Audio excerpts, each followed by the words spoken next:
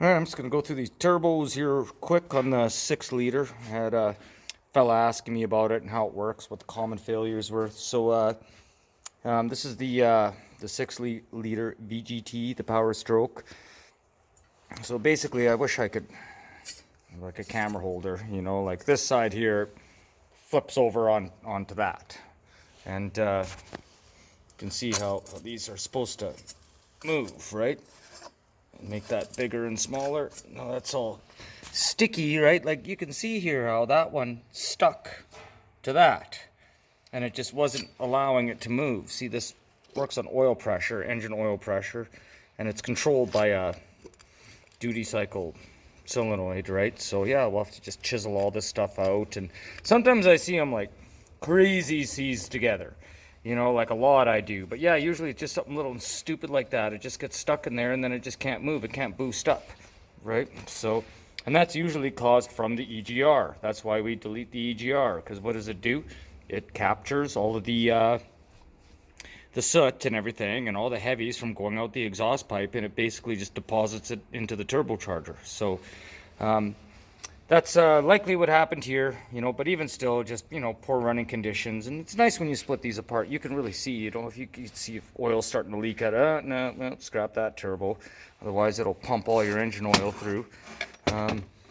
You know, we can check the drain back here. It looks like it was actually leaking a little bit out of there. Sometimes that happens. Those pipes get bent. Guys don't know how to put them back in, right? You know, we can have a look in this side here too, and, you know, make sure there's no nicks or prangs, and look into the snout and see, make sure it's not pushing any oil there. If you see that really oily, you either have a problem with the excessive blow-by, or that cartridge is starting to fail in there, and then same thing, it'll just pump oil into your intake and gobble it up that way, and you don't want to know how that turns out.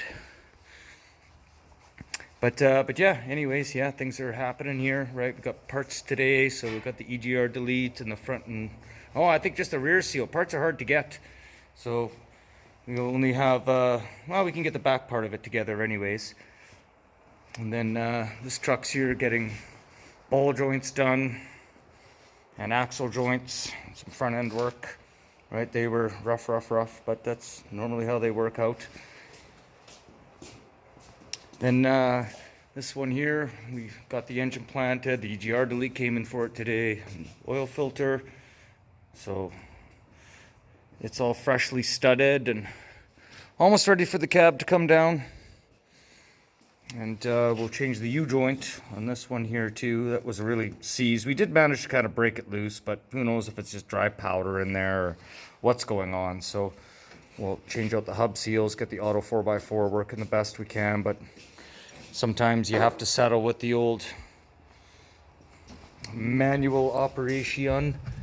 So, which we have found one of these blown apart in that truck too. So we are going to replace it with a good known used one, and yeah, we'll get all this stuff up and running.